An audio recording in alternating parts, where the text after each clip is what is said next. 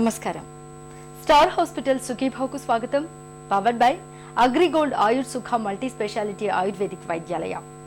ఈరోజు కార్యక్రమంలో కాన్పు తర్వాత ఆరోగ్యం, థైరాయిడ్ లోపాలతో మానసిక సమస్యలు, వేలు చీకితే వంకర పళ్ళు, యువతలో ఎసిడిటీ ఎందుకు ఎక్కువ, ఇంకా సమస్య సలహా, హెల్త్ టిప్.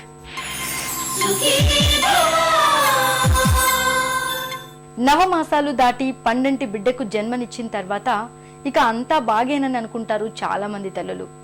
గర్భిణీ దశలో అపురూపంగా చూసుకున్న కుటుంబ సభ్యులు కూడా కొత్తగా వచ్చిన అతిథి ఆలనా పాలనలో పడి బాలింత ఆరోగ్యాన్ని అంతగా పట్టించుకోరు. నిజానికి చాలా మందికి కాన్పు తర్వాతే సమస్యల ముట్టడి పెరుగుతూ ఉంటుంది. రక్తహీనత మళ్లీ మొదటికొస్తూ ఉంటుంది.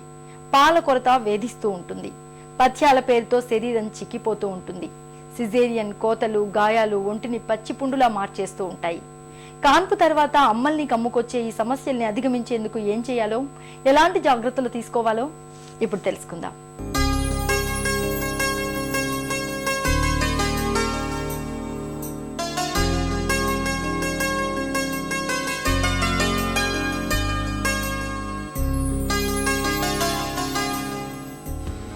గర్భంతో ఉన్నప్పుడు స్త్రీలో శారీరకంగా ఎన్నో మార్పులు చోటు చేసుకుంటాయి.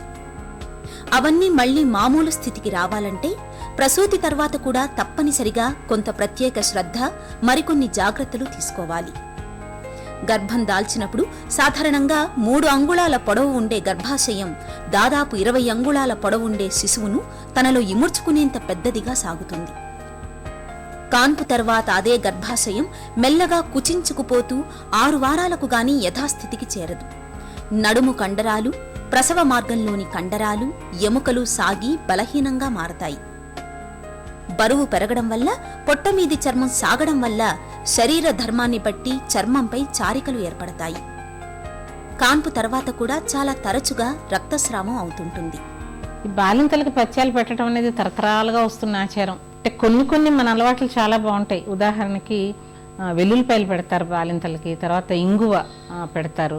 వీటిలో ఏంటంటే యాంటీసెప్టిక్ ప్రాపర్టీస్, తర్వాత యూట్రోటానిక్ అంటే గర్భాశయం కాన్పు జరిగిన తర్వాత చాలా ఇంత పెద్ద పరిమాణం నుంచి బాగా కుంచుకుపోయి మామూలు సైజుకు రావాలి.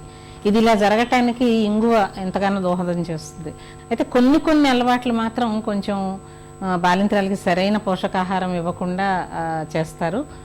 ఇప్పుడు కారప్పొళ్ళు వేస్తారు, తర్వాత పప్పు ఇటువంటివి అసలు దగ్గరికి రానివ్వరు, ముట్టుకొనివ్వరు, పళ్ళనేవి పెట్టరు, మరి కూరగాయలు పెట్టరు. ఇటువంటిప్పుడు ఏమవుతుందంటే ఊరికే పాలు ఎక్కువగా వస్తాయని చెప్పి ముందు బాగా అన్నం పెడతారు, తర్వాత మళ్ళీ ఒక పెద్ద బ్రెడ్ ఇచ్చి తినమంటారు. ఈ అన్నం బ్రెడ్ అనేవి ఇవి మొత్తం ఒట్టి పిండి పదార్థాలు కనుక వీటితో అమ్మాయి బరువు ఎక్కువైపోతుంది. పాలు వచ్చినా కూడా వాటిలో బిడ్డకు అవసరమైన పోషక పదార్థాలు ఉండవు.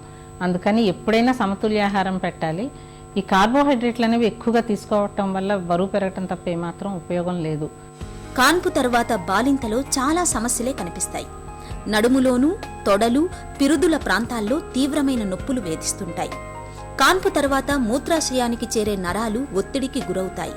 దీనివల్ల మూత్రం పూర్తిగా ఖాళీ చేయలేకపోవడం వల్ల మూత్రాశయ ఇన్ఫెక్షన్ వచ్చే అవకాశాలు ఉంటాయి. తగినంత నీరు తాగకపోవడం వల్ల జననాంగాల నుంచి మూత్ర వ్యవస్థకు ఇన్ఫెక్షన్ సోకవచ్చు. కాన్పు తర్వాత 2-3 రోజుల వరకు విరేచనం సాఫీగా అయినా నీరు తాగకపోవడం, సరిగ్గా ఆహారం తీసుకోకపోవడం వల్ల కొంతమందిలో ఆ తర్వాత మలబద్ధకం ఏర్పడుతుంటుంది. బిడ్డకు పాలు సక్రమంగా పట్టకపోవడం, రొమ్ము మొనలు సరిగ్గా లేకపోవడం, రొమ్ముల్ని సరిగ్గా ఖాళీ చేయకపోవడం వల్ల పాలు గడ్డకట్టి రొమ్ముల్లో ఇన్ఫెక్షన్లు కనిపిస్తుంటాయి. కొన్నిసార్లు సిజేరియన్ కోతలు, గాయాలకు కూడా ఇన్ఫెక్షన్లు సోకుతుంటాయి. కాన్పు తర్వాత చాలా మంది బరువు పెరుగుతూనే ఉంటారు. ఈ బరువు తగ్గాలంటే ఆహారం సక్రమంగా తీసుకోవాలి. తర్వాత ఎక్సర్సైజ్. ప్రతిసారి కాన్పు తర్వాత వెంటనే అయితే బరువు తగ్గదు. మొదట అయిన వెంటనే బిడ్డ బరువు, మాయ బరువు, ఉమ్మనీరు బరువు ఇవన్నీ తగ్గుతాయి. ఆ తర్వాత శరీరంలో ఉన్న వాపులు తగ్గి, తర్వాత బ్లడ్ వాల్యూమ్లో చేంజెస్ ఇటువంటివన్నీ తగ్గటం ద్వారా ఒక 1-2 నెలల్లో ఇంకా కొంత తగ్గుతుంది. ఒక 3 నెలలకి దాదాపు మామూలు బరువుకి రావాలి. మామూలుగా ఏంటంటే ప్రతి కాన్పు తర్వాత దాదాపు 1 కేజీ 2 కేజీలు ఎక్కువ బరువు మిగిలిపోతుంది. కానీ అంతకంటే ఎక్కువగా ఉంటే మాత్రం సరైన జాగ్రత్తలు పాటించడం ద్వారానే ఈ బరువు తగ్గించుకోగలుగుతారు. వ్యాయామం ఆహార నియమాలు, ఈ రెండే రెండు మార్గాలు బరువు తగ్గటానికి. ఇంకెటువంటి షార్ట్ కట్స్ కానీ మార్గాలు కానీ ఈ రెండు ఎప్పుడు దృష్టిలో పెట్టుకోవాలి. అందుకని అయ్యో పాలిస్తున్నాను కదా ఇప్పుడు పెరిగితే పర్వాలేదులే తర్వాత తగ్గుతానని అనుకుంటారు చాలామంది. అంటే ఒక 25 కేజీలు పెరిగిపోతే ఒక 6 నెలల లోపల అది తగ్గడానికి 6 సంవత్సరాలు పడుతుంది. 6 సంవత్సరాలు విపరీతమైన శ్రమ బాధపడాల్సి వస్తుంది. అందుకని ముందుగానే విపరీతంగా పెరిగిపోకుండా చూసుకోవాలి. తర్వాత ఆహార నియమాలు, వ్యాయామం ఈ రెండు చేయాలి. కొంతమంది బాలింతల్లో కాన్పు తర్వాత 3-5 రోజుల తర్వాత డిప్రెషన్ కనిపిస్తుంటుంది. బిడ్డ పెంపకం బాధ్యతల గురించిన భయం, ఆందోళన, నిద్రలేమి, కొన్ని హార్మోన్లలో మార్పులు, కుటుంబ కలహాల వంటి ఎన్నో కారణాల వల్ల ఇది రావచ్చు. కొంతమందిలో కుటుంబ సభ్యుల సహకారం వల్ల 2-3 రోజుల్లోనే పరిస్థితి చక్కబడుతుంది. కొంతమందిలో మాత్రం పరిస్థితి తీవ్రమై సైకోసిస్ స్థితిలోకి వెళతారు. దీనికి చికిత్స అవసరం. కాన్పు తర్వాత బాలింతకు ఇంట్లో వాళ్ల చేయూత, మద్దతు ఎంతో అవసరం.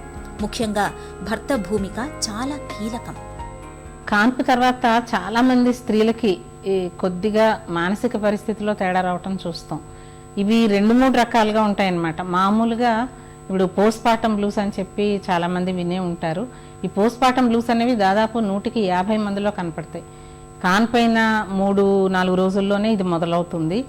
ఊరికే చిరాకు పట్టడం, కోపం రావటం, సరిగ్గా మాట్లాడకపోవటం, ఏడుపు, మాట్లాడితే ఏడుపు రావటం, ఇటువంటివన్నీ జరుగుతాయి.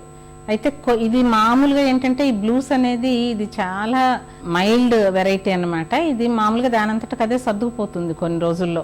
రెండోది ఏంటంటే పోస్ట్పార్టం డిప్రెషన్ అనేది ఇంకొంచెం ఎక్కువ స్టేజ్ అన్నమాట. అంటే దీంట్లో ఏంటంటే తన గురించి తను శ్రద్ధ తీసుకోకపోవటం, ఎప్పుడు చాలా విచారంగా ఫీల్ అవటం, బిడ్డను కూడా పట్టించుకోకపోవటం, ఒక్కోసారి స్నానం కూడా చేయకపోవటం, తినకపోవడం, విపరీతంగా బరువు తగ్గిపోవటం, ఇటువంటి లక్షణాలన్నీ కూడా కనపడతాయి. ప్రవర్తనలో బాగా మార్పు వస్తుంది. సో ఇటువంటి లక్షణాలు కనపడితే మాత్రం తప్పనిసరిగా వెంటనే డాక్టర్ని సంప్రదించాలి. ఇది మామూలుగా కాన్పైన 3 నెలల లోపల వస్తుంది. ఇంకొకపోతే మూడోది ఇంకా అన్నిటికంటే తీవ్రమైనది, అన్నిటికంటే ప్రమాదమైనది పోస్ట్పార్టం సైకోసిస్. ఈ సైకోసిస్ అనేది ఎక్కడో 1000లో ఒకళ్ళకి వస్తుంది. అయితే ఈ సైకోసిస్ చాలా ప్రమాదమైంది. ఎందుకంటే ఈ పరిస్థితిలో ఒక్కొక్కసారి తనకి తెలియకుండానే ప్రాణభయం కలిగించే లక్షణాలు కూడా కనపడతాయి. విపరీతమైన ప్రవర్తన, అసలు ఏమాత్రం బిడ్డను పట్టించుకోకపోవటం, ఒక్కొక్కసారి బిడ్డను చంపటం కానీ తను సూసైడ్ చేసుకోవటం కానీ ఇటువంటివి కూడా జరగవచ్చు. అందుకని ఈ సైకోసిస్ ఏమాత్రం అనుమానం వచ్చినా ఇమ్మీడియట్గా అడ్మిట్ చేయాల్సి ఉంటుంది. సైకియాట్రిస్ట్ ద్వారా అవసరమైన ట్రీట్మెంట్ కూడా ఇప్పించాల్సి ఉంటుంది. కాన్పైన వారం రోజులకు ఒకసారి, 6 వారాల తర్వాత ఒకసారి తప్పనిసరిగా డాక్టర్ని సంప్రదించాలి. సిజేరియన్ కోతలు, ఘాట్ల విషయంలో తప్పనిసరిగా డాక్టర్ సలహా తీసుకోవాలి. బాలింత పథ్యాల్లాంటివేమీ అవసరం లేదు. సమతులాహారాన్ని తీసుకోవాలి. రక్తహీనతను అధిగమించేందుకు ఆహారంలో ఆకుకూరల్ని తప్పనిసరిగా తీసుకోవాలి. మంచానికే పరిమితం కాకుండా అటూ ఇటూ నడుస్తూ శరీరానికి సాధ్యమైనంత శ్రమను కల్పిస్తుండాలి. కటి ప్రాంతంలోని కండరాల్ని పటిష్టం చేసుకునేందుకు పెల్విక్ ఫ్లోర్ వ్యాయామాల్ని చేయడం మంచిది. పొట్టపై చారల్ని తగ్గించుకునేందుకు విటమిన్ E ఉన్న క్రీముల్ని వాడుకోవచ్చు.